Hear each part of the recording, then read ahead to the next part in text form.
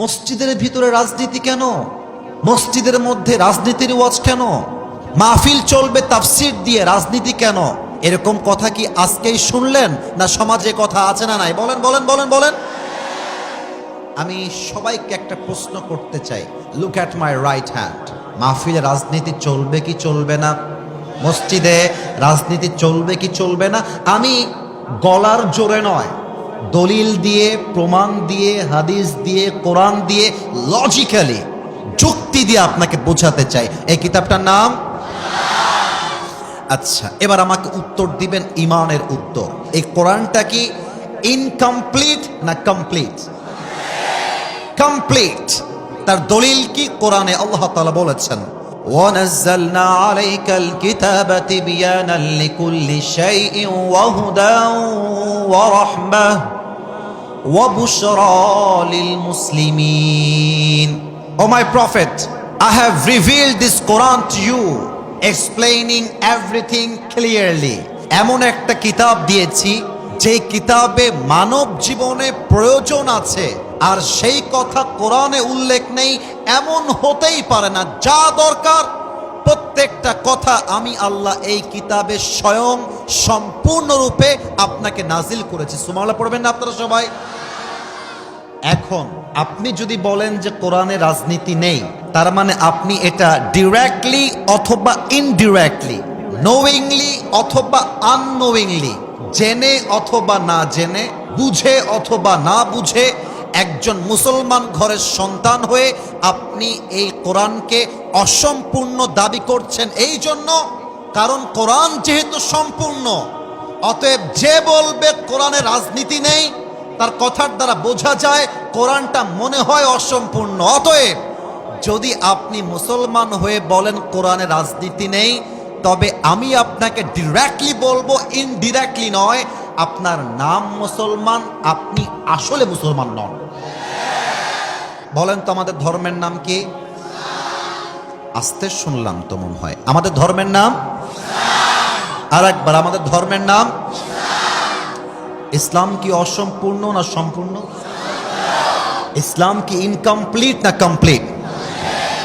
দলিল কি? কোরআনে আল্লাহ তাআলা বলেছেন, আল ইয়াউমা আকমালতু লাকুম দীনাকুম ওয়া আতমামতু আলাইকুম নি'মাতি ওয়া রাদিতু লাকুমুল ইসলাম দীনা। O my prophet, today I have perfected your religion for you. হে রাসূল, আজকে আমি আপনাকে ইসলাম ধর্মকে পরিপূর্ণ করে আপনাকে হাদিয়া দিলাম। সুবহানাল্লাহ পড়ো সবাই। তো ইসলাম যদি হয় স্বয়ং সম্পূর্ণ, আর আপনি যদি বলেন ইসলামে রাজনীতি নেই, তাহলে সেম কথা আপনি ডিরেক্টলি অথবা ইনডিরেক্টলি, আপনি জেনে অথবা না জেনে এটা বোঝাচ্ছেন যে ইসলাম স্বয়ং সম্পূর্ণ নয়। আর মুসলমান হয়ে যে দাবি করে ইসলামটা স্বয়ং সম্পূর্ণ নয়, সে নামে মুসলমান হতে পারে, সে কাজে মুসলমান হতে পারেই না। এবার বলেন, পুরো বিশ্বকে শাসন করেছে সুলাইমান আলাইহিস সালাম, এটা কি মিথ্যা না সত্য? এত আস্তে কেন? জোরে বলেন, মিথ্যা না সত্য? যুলকারনাইন বিশ্বকে শাসন করেছে, মিথ্যা না সত্য? আপনি সূরা নামল পড়েন, আপনি সূরা কাহফ পড়েন। ইউসুফ আলাইহিস সালাম যিনি বলেছেন, ক্বালা জাআলনি আলা খাযাইনিল আরদ, আমাকে তোমরা অর্থনৈতিক যেই নেতা, ফিনান্স মিনিস্টার, আমাকে তোমরা অর্থমন্ত্রী বানিয়ে দাও। এবার বলেন তো, সুলাইমান আলাইহিস সালাম গোটা বিশ্ব শাসন করেছেন, যুলকারনাইন বিশ্ব শাসন করেছেন, ইউসুফ আলাইহিস সালাম অর্থনীতিবিদ হয়ে, অর্থমন্ত্রী হয়ে কাজ করেছেন। এটা কি রাজনীতি ছাড়া না রাজনীতি দিয়ে? এই যে কথা আপনারা আসতে বললেন, রাজনীতি ছাড়া না রাজনীতি দিয়ে? এবার আসেন শেষ কথা বলি। একটা যুবক, একটা মুরব্বী যেন এই জবাব থেকে দূরে না যায়। আমাদের শেষ নবীর নাম মুহাম্মদুর রাসূলুল্লাহ সাল্লাল্লাহু আলাইহি ওয়াসাল্লাম। সবচেয়ে কৃপণ হলো সে ব্যক্তি যে নবীর নাম শুনলো কিন্তু দুরূদ পাঠ করলো না। আমি আবার নবীর নাম বলছি, মুহাম্মদুর রাসূলুল্লাহ সাল্লাল্লাহু আলাইহি ওয়াসাল্লাম। বলেন তো, মসজিদে নববী, নবী যখন এই চাপায়ের ভাইরা, নবী কি শুধুই নবী না রাষ্ট্রনায়ক? আমার কথা মনে হয় ভুল হচ্ছে নাকি? আরেকবার বলেন, আরেকবার। নবী কি শুধুমাত্র নবী না রাষ্ট্রনায়ক? এবার আপনাদের কাছে প্রশ্ন, আপনাদের কাছে প্রশ্ন, আপনাদের সবার কাছে প্রশ্ন। এখানে একটা সুন্দর মসজিদ আছে না? আমি দেখেছি তো, তাই বলছি, আছে না? ওটা ভিডিওতে দেখেছিলাম, অনেক সুন্দর মসজিদটা আপনাদের। আচ্ছা, নবী যখন রাষ্ট্রনায়ক ছিলেন, মদিনায় মসজিদে নববী ছাড়া কোন সংসদ ভবন ছিল? বলেন সবাই, ছিল? গণভবন ছিল? কোন প্রকার কোন পার্লামেন্ট ছিল? নবী সমস্ত রাষ্ট্রকে, পুরো রাষ্ট্রকে লিড দিয়েছেন মসজিদে নববীর থেকে।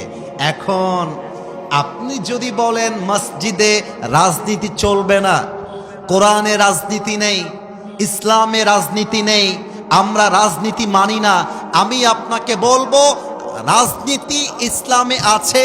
যদি আপনি ইসলামের রাজনীতি করেন, এটার নাম পবিত্র রাজনীতি। আর যদি আপনি ইসলামকে মাইনাস করেন, কোরআনকে মাইনাস করেন, এটার নাম পবিত্র রাজনীতি নয়, এটার নাম রাজনীতির নামে দুর্নীতি ছাড়া আর কিছুই হতে পারে না, যার প্রমাণ বিগত 16 বছর আমরা দেখেছি। সময় সব সময় একরকম থাকে না। আল্লামা সাইদি বলতেন, বাড়াবাড়ি বেশি করতে যেও না, গাছের আগায় আছো, আগায় থাকো। বেশি বাড়াবাড়ি করলে 16 কোটি মানুষ মিলে একটা ঝাঁকুনি মারবে, মামুর বাড়ি দিল্লি গিয়ে পড়বা, দিল্লি গিয়েই তারা পড়েছে, ঠিক কিনা বলেন? এখন আপনারা বলবেন, হুজুর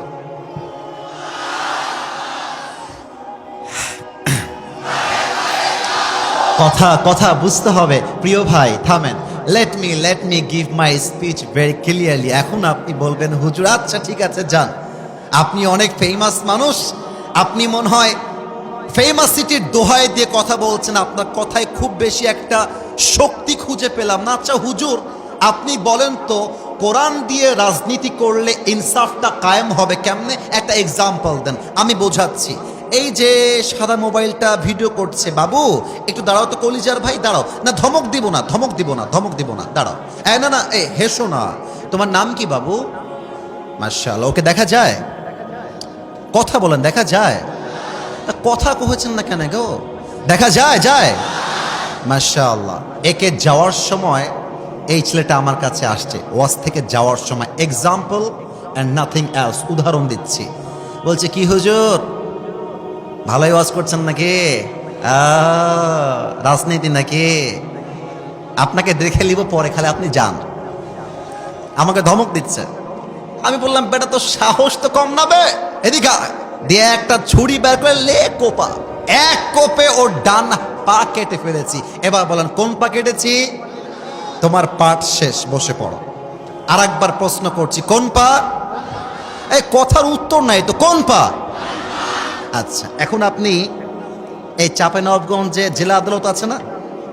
জেলা আদালত আছে না? নাই বলেন। আচ্ছা, আপনি আসিফ হুজুরের মামলা করবেন যে আসিফ হুজুর এই শিবগঞ্জের মোবারকপুরে এসে এক যুবকের ডান পা এক কোপ দিয়ে কেটে ফেলেছে, আমার নামে মামলা গেল।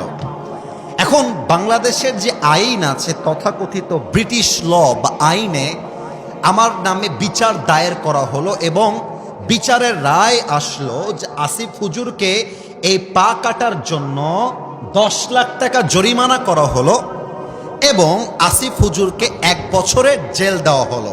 আচ্ছা, যে কোনো বিচার এটা স্বয়ং সম্পূর্ণ হয়েছে কিনা, জাস্টিস তথা ইনসাফ হয়েছে কিনা বোঝার জন্য লাগবে দাড়িপাল্লা নিয়ে আসেন। ওই যুবকটার ডান পা আমি কেটেছি, দাড়িপাল্লা ডান দিকে দেন, ওর পাটা ডান পাল্লায় দেন, 10 লাখ টাকা জরিমানা আর 1 বছরের জেল বাম পাল্লায় দেন। দেখা যাক চাপায়ের মানুষের বুদ্ধি আছে কিনা। লেটস চেক ইট।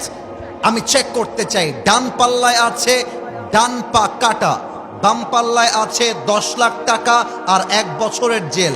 কিয়ামত পর্যন্ত আপনি দাড়িপাল্লা টানবেন, সমান হবে? কথা বলেন না, সমান হবে? সমান যদি করতে চান, আপনাকে কোরআন দিয়ে রাজ কায়েম করতে হবে, কোরআন দিয়ে আইন কায়েম করতে হবে। কেমন করে? বুঝে নেন। কোরআন বলছে, কেউ তোমার চোখ তুলবে, তার চোখ তুমি তুলে নিবা। কেউ তোমার হাত কাটবে, তুমি তার হাত কাটবা। চোখের বদলে চোখ, নাকের বদলে নাক, কানের বদলে কান, হাতের বদলে হাত, পায়ের বদলে পা, জানের বদলে জান তোমাকে কবজ করতে হবে। এটার নামই তো ইসলাম। এবার আসেন ইসলামটাকে আমরা কায়েম করি। এবার বিচার কি হবে? যেহেতু আসিফ হুজুর তার ডান পা কেটে দিয়েছে, আমার আইন থেকে বিচার হবে তোমরাও আসিফ হুজুরের ডান পা কেটে দাও।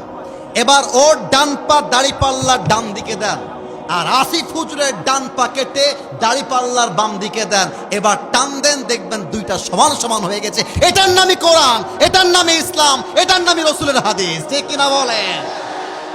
ওমান হাকামা বিহি আদালা, এই কোরআন দিয়ে যে বিচার করবে সেই তো ইনসাফ কায়েম করতে পারবে। অতএব যারা আমাদেরকে বাধা দিবেন, মাইক কেড়ে নিবেন, মাথায় রাখবেন চাপায়ের মাটি বলে কথা নয়। আগামীর বাংলাদেশে যারা এই তাফসীর মাহফিলকে ক্ষমতার জোর দিয়ে, দলের জোর দিয়ে, নেতার নাম দিয়ে মাইক কাটতে চাইবে, ওর পিঠের চামড়া একটাও থাকবে না চাপায়ের ভাড়া। আমার দুহাত তুলে বলো সবাই, ঠিক কিনা?